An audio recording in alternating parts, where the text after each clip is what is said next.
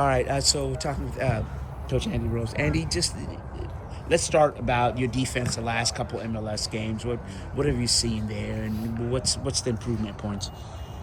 Lots to improve for sure.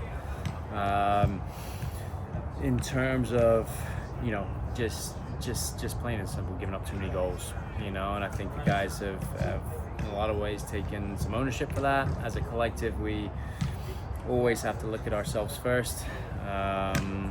The types of goals that have been given up, some of the passive moments defensively. That's one word that we've probably used too often in these last two games.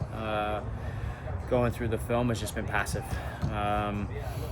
Maybe a little bit taken for granted the fact that we've had the best defensive record in the league the last 2 years, and obviously there's been a real emphasis coaching wise on finding ways to push more numbers forward, to be more goal dangerous this season. And so these last 2 days have been really important for us to get back to some of those what we call sort of world-class basics, and being a team that really prides ourselves on compactness, on being a tough block to break down in different moments when we are deeper on the field, just making sure we're still really active in our defending, really aware, good communication, brave in terms of blocking crosses, blocking shots, and organized, understanding in certain moments when teams break us down what it needs to look like, how our defending needs to be still really organized in moments of chaos.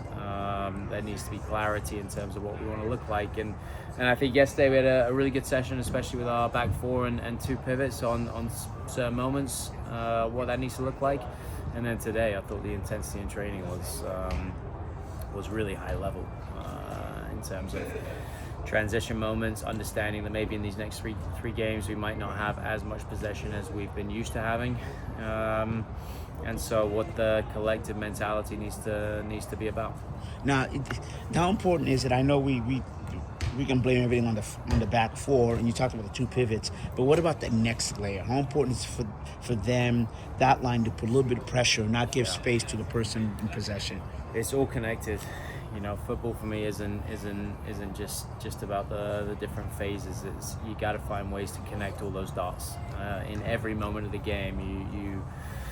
You're as you're attacking, you're thinking worst case scenario and defensively. Now that, I would argue, has been something we've been pretty elite at in our league over the last couple of seasons, is especially our active defending. Now, it's all connected from our two backs of four to the 9 and 10, however you want to phrase it, however you want to frame it in certain games, pressing in a front three, but there's got to be real pressure on the ball. There's got to be moments where we lock teams to one side, and understanding what that means in terms of leaving guys on the weak side, and it can't be easy to break us down. And I think all the goals and certainly the red cards we took could have been prevented through better team defending. And so yes, certainly those are things we talk about. It's not just units, it's not just the goalkeeper in the back four that we look at. We look at the collective, and again, that's something that has to be part of who we are, is that collective mentality around, when we don't have the ball, we're defending as a block, and we need to be a really tough block to break down. Obviously in the last two performances there hasn't been enough moments where that's the case. And then just one last one, another overarching one.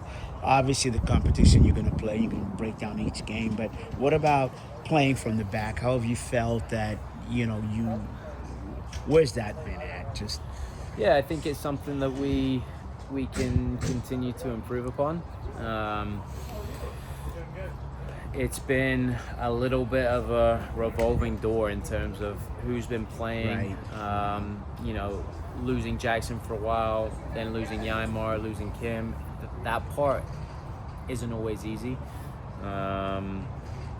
Certainly in terms of, how good we've been building the last couple of seasons with Jackson in the middle of it. That's been a big part of the reason why we've been so comfortable building out of the back.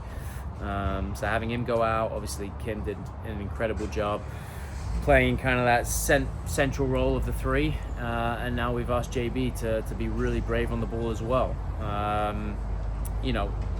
Those parts of the game, they aren't they aren't easy. We ask them to be really brave, and we want to be a team that dominates the ball. And so how that all comes together in terms of their options playing out, the pivot's role in staying ahead of the first line, Right. their ability to combine together, those are all things we look at and talk about and train every single week. And as always, when there's not great continuity in the side, guys coming in and out, then it takes a little bit more time. And so individual film, making sure there's clarity in each other's roles.